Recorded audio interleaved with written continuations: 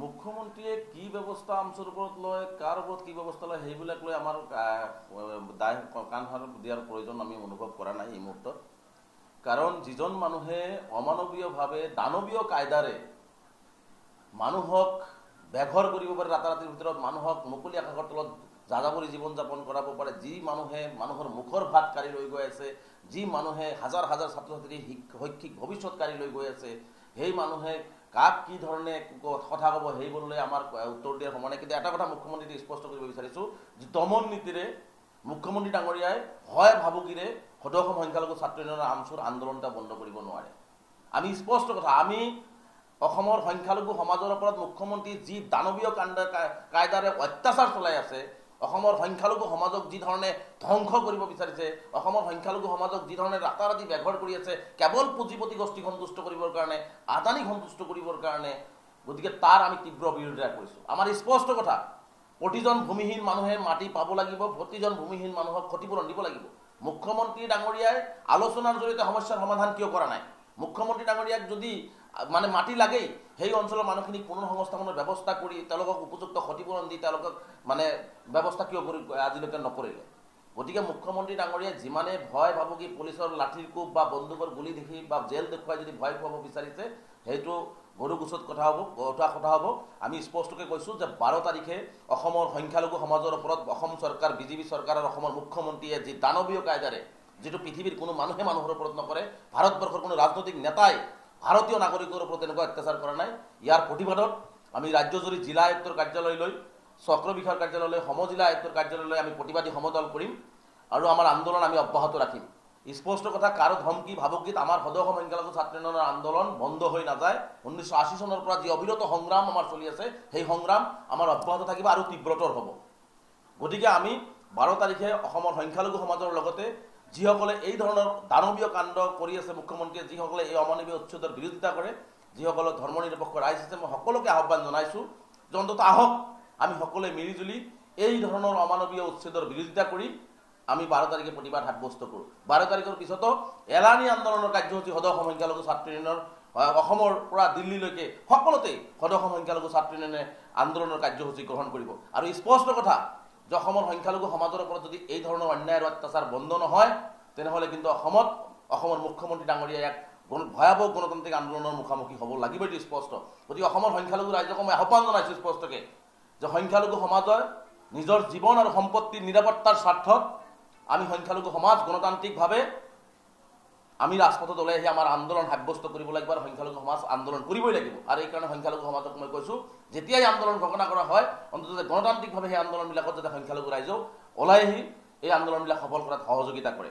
আজি দুখৰ বিষয়, আজি মুখ্যমন্ত্ৰী ডাঙৰীয়া এজন মুখ্যমন্ত্ৰী হৈ কেনেকৈ ক'ব পাৰিলে যে উচ্ছেদ অমানৱীয় নহয়?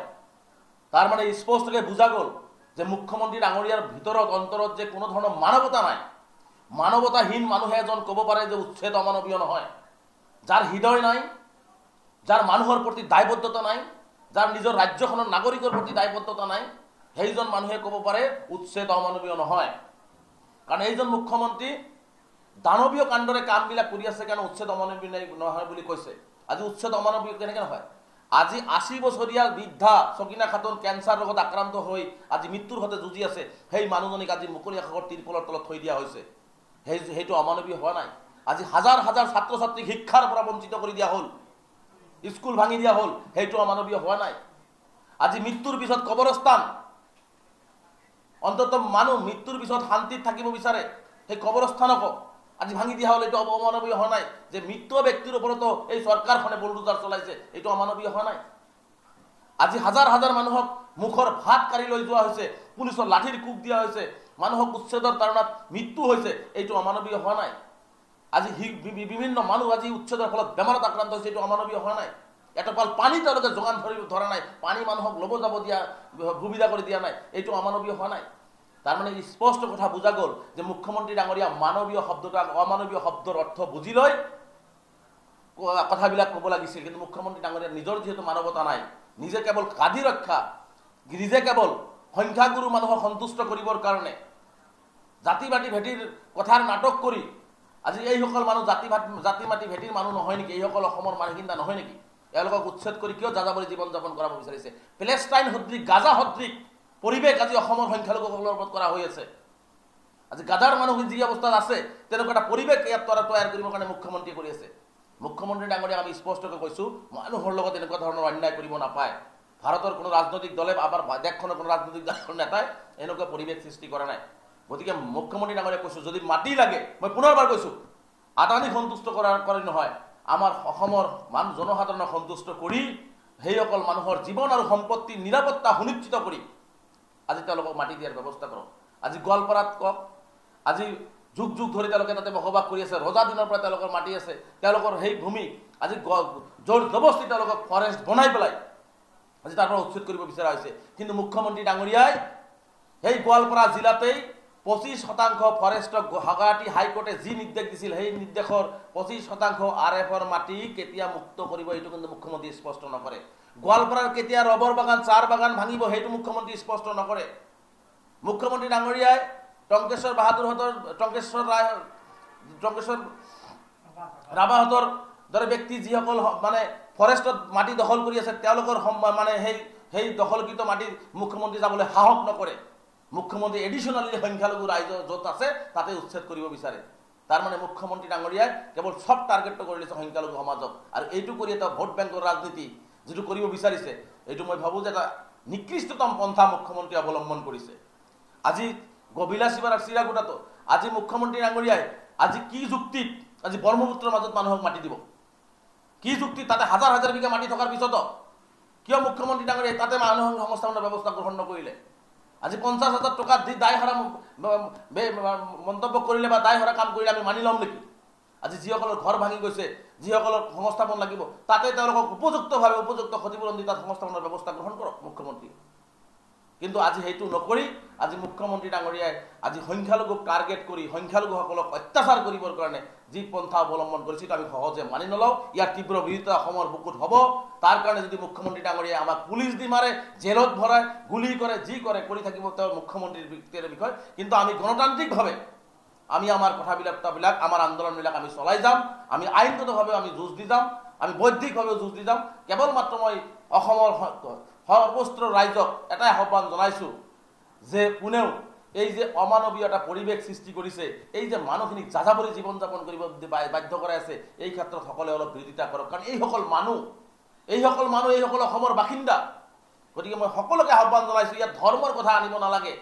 ইয়াত উচ্ছেদ হোৱা ভুক্তভোগী হৈ সকলোকে অলপ মাত দিবৰ কাৰণে মই আহ্বান জনাইছোঁ। গতিকে স্পষ্ট কথা, আমি 12 তাৰিখেও আন্দোলন কৰিম। 12 তাৰিখৰ পিছতো আমাৰ এলানি আন্দোলনৰ কাৰ্যসূচী অসমত চলি থাকিব।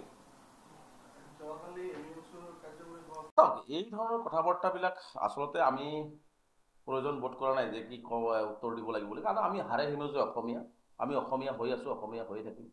আজি পূৰ্ববংগীয় মূলৰ যিসকল মুছলমান আছিল, আজি তেওঁলোকে ভাষা আন্দোলনৰ পৰা আৰম্ভ কৰি নিজৰ ভাষা জলাঞ্জলি দি আজি অসমীয়া ভাষা গ্ৰহণ কৰি আজি তেওঁলোকে অসমীয়াটোক আঁকোৱালি লৈছে, অসমীয়া জাতি গঠন প্ৰক্ৰিয়াত আগভাগ লৈছে। আৰু তেওঁলোকে আজি অসমীয়া হৈ আছে, কাইলৈ অসমীয়া হৈ ভৱিষ্যতে অসমীয়া হৈ থাকিব। গতিকে ইয়াত নতুনকৈ কোৱাৰ কোনো প্ৰয়োজনীয়তা নাই যে আমি অসমীয়া হৈ আছোঁ বা নাই। গতিকে আমি কাৰোবাৰ চাৰ্টিফিকেট লৈও অসমীয়া নহয়, কাৰোবাৰ চাৰ্টিফিকেট দিও আমি অসমীয়া। আমি হাৰে সিমজে অসমীয়া। আমাৰ স্পষ্ট কথা, অসমৰ সংখ্যালঘু সমাজ হাৰে সিমজে অসমীয়া হয়।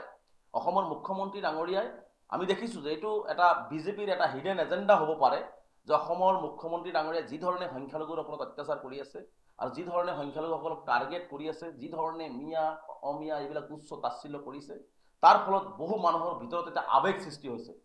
আৱেগ হৈছে যে তেওঁলোকে অসমীয়া হয় নে নাই, তেওঁলোকে মানে অসমীয়া হৈ জীয়াই থাকিব পাৰিব নে নাই। এই কথা বৰ্তাবিলাক কিন্তু আজি মানুহৰ মনত প্ৰশ্ন, 100টা প্ৰশ্নৰ উদ্ভৱ হৈছে।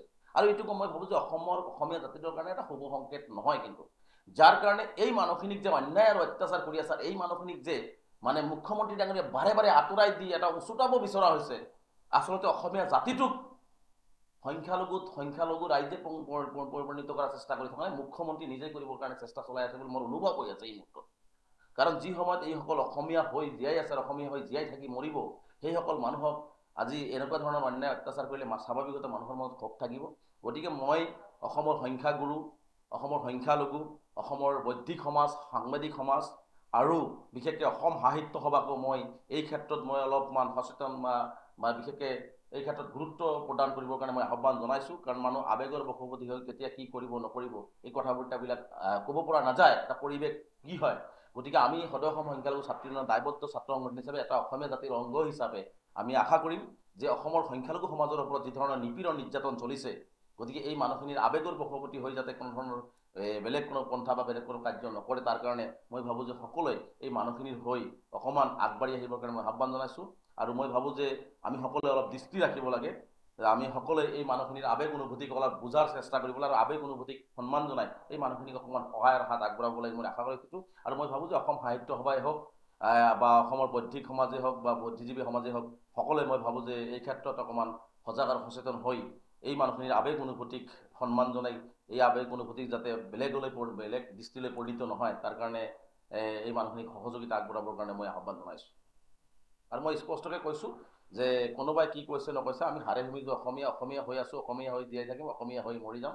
গতিকে ইয়াত কোনো ধৰণৰ প্ৰশ্ন উত্থাপন হ'ব নালাগে। কিন্তু মানুহ যিটো আৱেগিক হৈ আছে, মানুহ যিটো আৱেগৰ বশৱৰ্তী হৈছে, আৱেগৰ বশৱৰ্তী হৈ সেই মানুহখিনি যাতে বেলেগ ৰাস্তা বা বেলেগ ফালে যাব নলগা পৰিৱেশ এটা নাহে, তাৰ কাৰণে মই ভাবোঁ যে সকলোৱে আগভাগ লৈ এই মানুহখিনিক সহযোগিতা আগবঢ়োৱাটো উচিত।